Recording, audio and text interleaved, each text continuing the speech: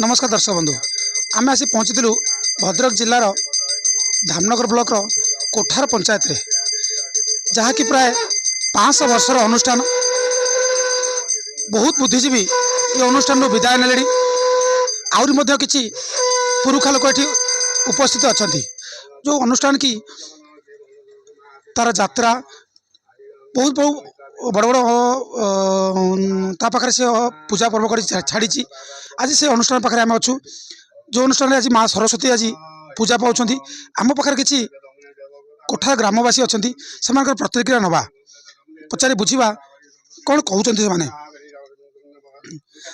Sir कौन आप ना समीर कुमार धल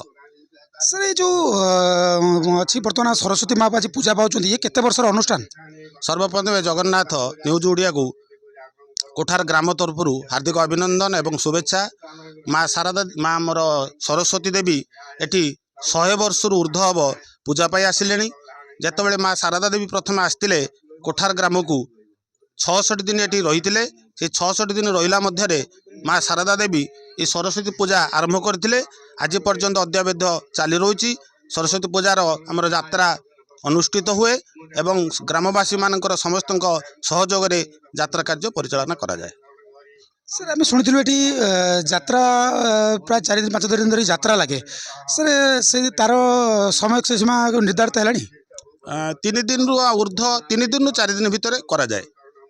सर समय सीमा उधार निर्धारण करा समय सीमा आमर है समय आगु मैट्रिक परीक्षा अच्छी तेणु आज पूजा आरंभ पूजा परे परे आमे केबे आमर पूजा यात्रा कार्य आरंभ करूँ आम ग्रामवासी समस्त बसी आलोचना कलापर यात्रा निर्दिष्ट तारीख आम घोषणा करूँ।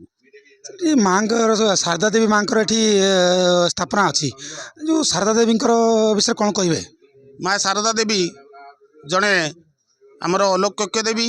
माँ दुर्गा नाम से परिचालित माँ शारदा देवी एटी 66 दिन पदार्पण करते माँ एटी रामकृष्ण मिशन एक आश्रम गठन करा जायछि रामकृष्ण मिशन द्वारा पिला माने शिक्षादान पाउचंती एवं विभिन्न प्रकार सुविधा मध्य ग्रामवासी मानकु दिया जाउछि। धन्यवाद शुणुते आम पाखे जड़े आउर किसी अच्छा ग्रामवासी अच्छा पचारि बुझा कौन आप ना सत्यजित बोईती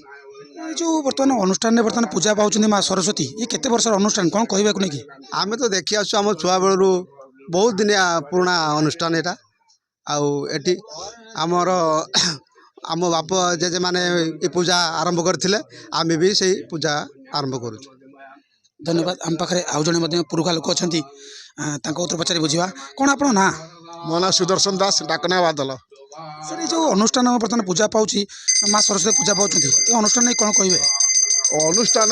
ये बहुत दिन दीर्घ अनुष्ठान आम जन्म ना से अनुष्ठान जाओ ये गाँ गहली छोटिया अनुष्ठान ये बड़ अनुष्ठान श्रृंखलित अनुष्ठान आम कर्मकर्ता अनुष्ठान टी बंचेगी ए पर्यटन उद्योग कर रखीचु साधारण लोकर ये अनुष्ठान माँ भौणी अनुष्ठान बहुत दिन दीर्घ दिन अनुष्ठान आम सरस्वती माँ को बंचेगी रखीचु अनुष्ठान टाक कमी ठाकुर दारू बंचिकी रुह या ये अनुष्ठान बर्तमान आम गाँव में कोठारे बर्तमान माँ शारदा देवी गोटे मठ अच्छी से मठर पिला माने बहुत किसी उपकार पाँच नहीं सर कौन कहे पिलामाने तो से मठर तांकर अच्छी संस्था बेलूरी मठ संस्था पिलामाने जाते पाठ पढ़ुଛନ୍ତି से संस्था तांकर माँ शारदा देवी संस्था तांकर आमर ता भीतर इनवल्व करार ना आमर केवल माँ सरस्वती माँ शारदा देवी आसते से सरस्वती स्थापन करते तेणु आमर जो पूर्वपुरुष थे से बंचेगी रखी आम पिला अनुष्ठान बंचेगी रखीचु बर्तमान अनुष्ठान बर्तमान आम शुणु सरकार तरफ गोटे घर आसाला से घर केत बार कार्यकारी गलानी सी घर जहाँ मूल बुझी सब खाई 3,56,000 तार खाई खुई देते घर अपूर्णांग रही सब खाई पैसा को है घर कम्प्लीट है असंपूर्ण रही से घर पैसा किए खाईदेला पैसा खाईदेला सरपंच ता सार चेला चामुड़ा जे थे खाईदे बहुत गेंडु मुंडी अच्छा खाईदे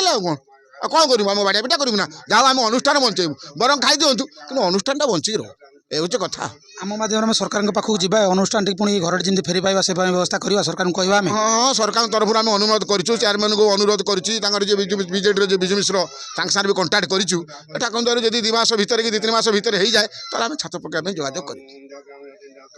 शुणुले अनुष्ठान में किसी प्रोब्लेम अच्छी जोटा कि घरटा अधा पैंतरा हो पड़ रही घरटे हो पार से सरकार पाखे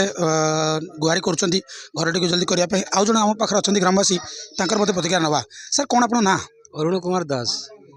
ସାର୍ ଏ ଯେଉଁ ଅନୁଷ୍ଠାନଟି ବର୍ତ୍ତମାନ ମା ସରସ୍ୱତୀ ପୂଜା ପାଉଛନ୍ତି ଇଏ କେତେ ବର୍ଷର ଅନୁଷ୍ଠାନ? ଦୀର୍ଘ 100 ବର୍ଷରୁ ଉର୍ଦ୍ଧ୍ୱ ହେବ ଏ ଅନୁଷ୍ଠାନ। ପୂର୍ବପୁରୁଷ ପାଳି ଆସୁଥିଲେ, ଆମେ ପାଳୁଛୁ ବର୍ତ୍ତମାନ। ଆପଣ ଏ ଅନୁଷ୍ଠାନରେ ଏଠି ପୂଜା ମେଳା ପୂର୍ବରୁ ଆମେ ଦେଖି ଆସୁଥିଲୁ ପୂଜା ମେଳା ଲାଗେ,